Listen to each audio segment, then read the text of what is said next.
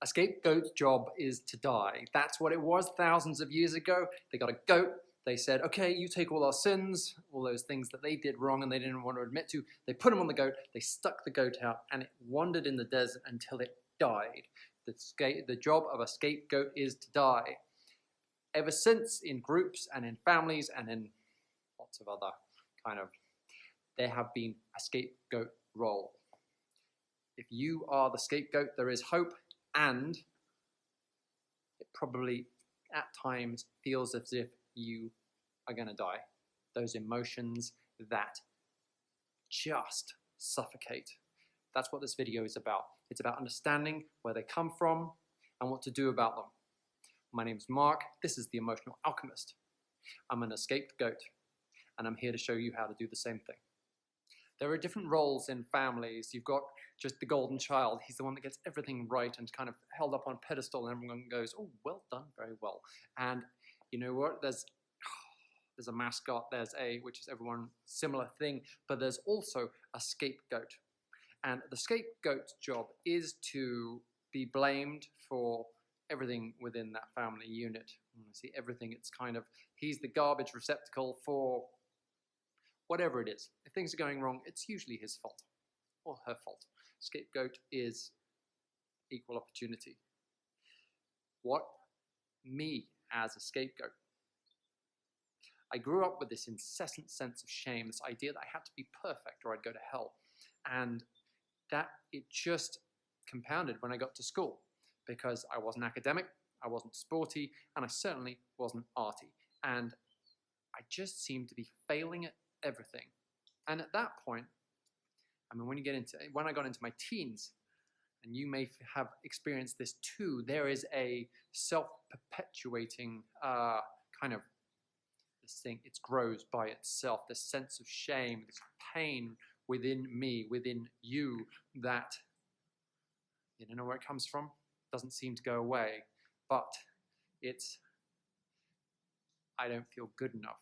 If you don't feel good enough, and that's a lot of your story, if you feel depressed or uneasy around people, especially very strong people, scapegoat, they are held in place by those people who wish to offset their shadow, offset all those things that they don't wish to look at. They project them onto the scapegoat. It's easier. Of course, we've all done it. I've done it. To say, no, it's your fault, when actually there's a good part of that that's my fault. But the difference is,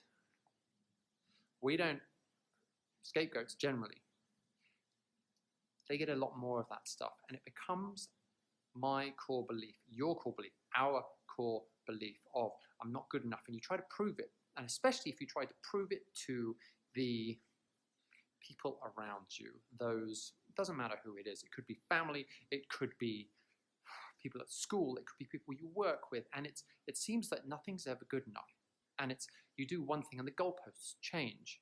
That's the way that you are kept in the scapegoat trap, and the way out of it starts with becoming aware of it. This took me a long time, and it starts with pain. And it's I was carrying all this stuff and I was in pain, but I didn't know why. And actually in, 2004, I ended up in this big crash out idea. I bought 10 grams of cocaine. I had a whole bunch of alcohol. And 36 hours later, I climbed up onto a wall, 5 feet high, and dived into 4 feet of water. And I spent 7 hours unconscious in hospital. That was my most amazing not wanting to die, but definitely with a subconscious desire to die. My using drugs and alcohol was a way of suppressing all that shame, that fear, that the anger and the blame. And I look back and I'm like, wow, I really hated myself. And if I didn't get sober from that, actually, I woke up and I asked for an ice cream. I had 2 black eyes and a fractured nose and a concussion. And I said, can I have an ice cream? And I have a photo of it. And I didn't care. I had the subconscious that it would be better over there. And I think for me that longing to die, that waking up and feeling why did I wake up? It's because it feels hopeless. It feels that there is no hope. And actually, I woke up, that's why I said, give me an ice cream, because actually that again soothed the pain. And it wasn't until 6 months later that I became in such horrendous emotional pain. An ex-girlfriend, I was speaking to her and she said, I wake up every day and believe that today's the day you're going to die. That hits home. And it was on that day, it wasn't being so close to death, it was knowing that I was breaking the heart of someone I love, that I said, okay, and I got sober. That was January 12th, 2005. And that's when the real pain started. It's coming in to understanding all of those reasons why I would mute myself in situations, why I didn't want to show up in the world as me. When I look back at photos of me as a kid, I'm all right, but something happened. And it could have been just one thing, it could have been a whole slew of things. I had a load of trauma. And but I changed. And I came away from who I really wanted to be. And I think for me, the scapegoats, we mold ourselves into someone we imagine that people will like. That's the painful bit, because we abandon ourselves. And as we try to get the love of those people that we want love from, we imagine that as we change ourselves, they'll love us. And it could be family, it could be anyone. But it's as we get further away. Alan Watts said, you'll never get the love of the people you most desire the love from. That's just, if you're the scapegoat, you're in that role. The likelihood is they will never say, really good job, wow, it's just, you carry their baggage, you carry their darkness. If you didn't do that, if I didn't do that, then they would be in hell. And if it's much easier to project hell onto someone else. Hell is not being in the moment. It's this, you probably know what it is. It's those emotions that just, you don't know what to do with. The frustration, the fear, the absolute rock bottom self-esteem. For me, becoming aware of the dynamic that I'm in, and I'm not talking about just my family, because I can see patterns. And it's becoming aware of those patterns, and that's the painful bit. This is because when you get awareness of it, there is a pain that is astronomical, because it feels as if you're powerless to change it. You do have the power to change it. You can empower yourself. Now, for me, I make the difference between empowerment and domination. People that that get power from the domination of others. Now that's not empowerment. Empowerment is about being able to show up in the world and say, you know what, this is what I think, it's that know thyself. And if there's people, and I say people, it's not male, it's not female, and people say patriarchy. For me, patriarchy is people who wish to dominate others. And it doesn't matter about male or female, because it's an energy. They take their darkness, they take all the things that were done to them, and they project it onto someone else so that they can be clear in that moment that you're to blame, I'm to blame, because that feels empowering. And if you've ever experienced when you felt blame for someone and said, you're the reason I feel like this, it feels empowering, but it's actually really disempowering.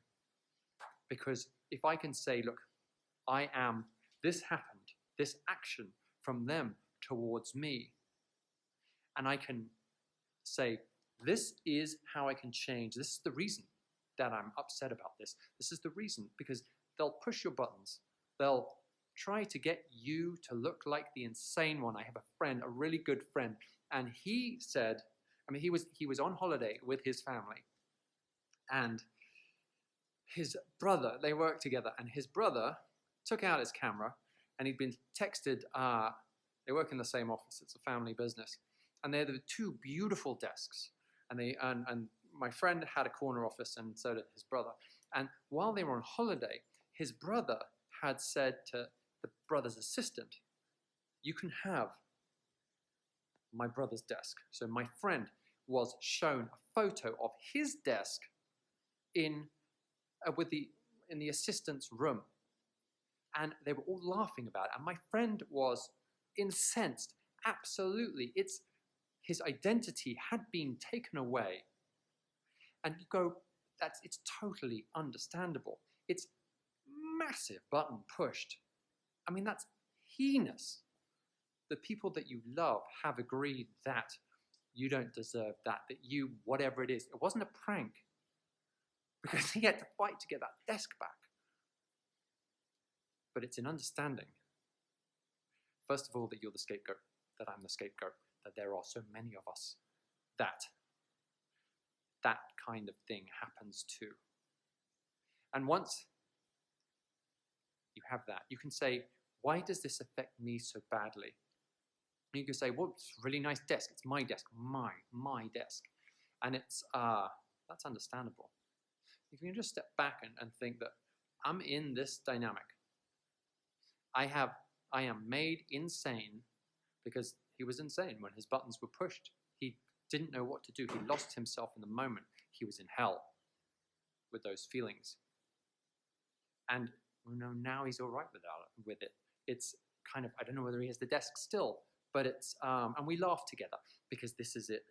It's the connection. You want that connection with those people that you love, with those people that you want the love from. And he is absolutely my soul brother. We're from the same soul family, 100%, because he calls me up and we're laughing about it. And I said, look, I'll come to you. We'll get two of those carpentry horses like this, and we'll take the desk. We'll leave. That was it.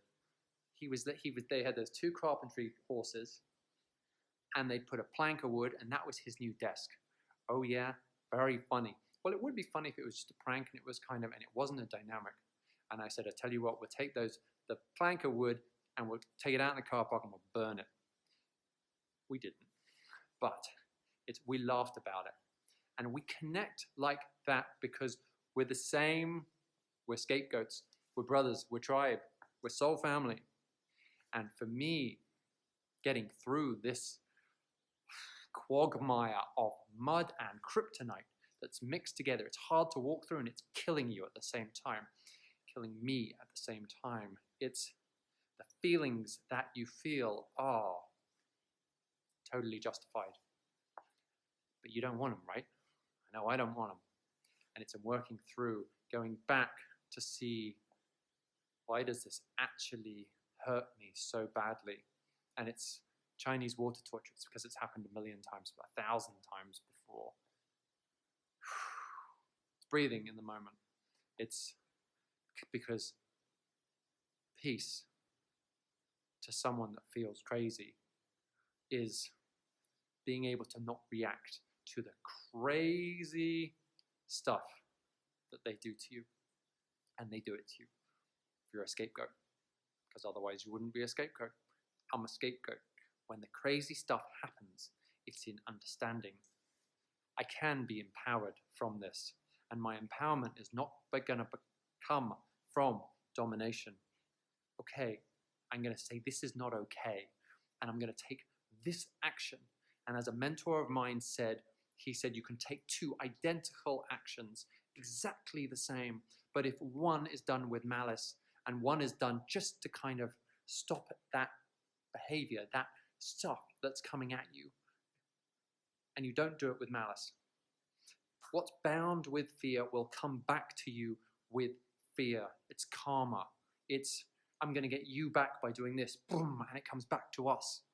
And when we can say, you know what, I'm taking this action, and it's not because I want to hurt them, but it feels like that maybe at the beginning. But it's, you work it through and you say, I'm going to take this action, and you do it with friends, you do it with support. Scapegoats, black sheep, all of us. There's billions of us, or maybe hundreds of millions, but that's enough, because as we find our tribe, I call it the escaped goat club, as we find our tribe, those people we resonate with, those people who have the same kind of wounds as us and understand that we can say, you know what, this crazy shit happened, and people go, you know what, I really know how you feel. Maybe no one else would feel and understand it, but we do, because that crazy shit feels as if it's us. It feels as if it's the wrong that we are. And it's not. You're a pure, wonderful human being, and actually most of us just want to live a peaceful life and say, you know, I can't understand why we can't all get along together, why life has to be so hard, why they keep coming at us, why they keep coming at me. And finding that support, and it starts with awareness, and that's the painful bit. And if you're there and they're still doing it to you, they're still pressing your buttons, then it's likely painful.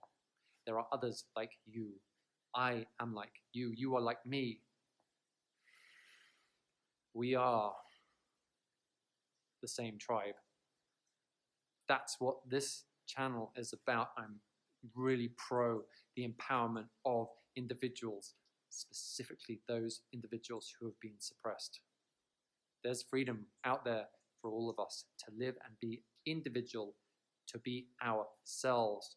For people on a spiritual awakening journey, it's hell until we get that glimpse of what our higher path is, of what we do to be connected to our true selves. I do that. I've hidden all my life, and I do that through videos. I've done 135, and I still find it difficult to do. The more I kind of go, this is me. My name is Mark. I call myself the Emotional Alchemist because I take low vibration emotions like fear, shame, blame, anger, guilt, sadness. The stuff that's unavoidable, but the stuff that I want to transmute into joy, happiness, abundance, fun, excitement, wonder, find the pleasure, the joy in life. That, for me, is available to me, to you, to all of us. And we're just, for me, I'm who I've been looking for. And then more as I show up as me, connect to my higher self, the more empowerment I find. It's got nothing to do with anyone else. And I know it's the same for you, because we're the same. If you want to see more videos like this, then hit the little bell icon. Oh, I think it's on this side. And then hit the subscribe and hit the bell icon, and you'll be notified. I support you. I've been supported by so many people. Thanks for watching.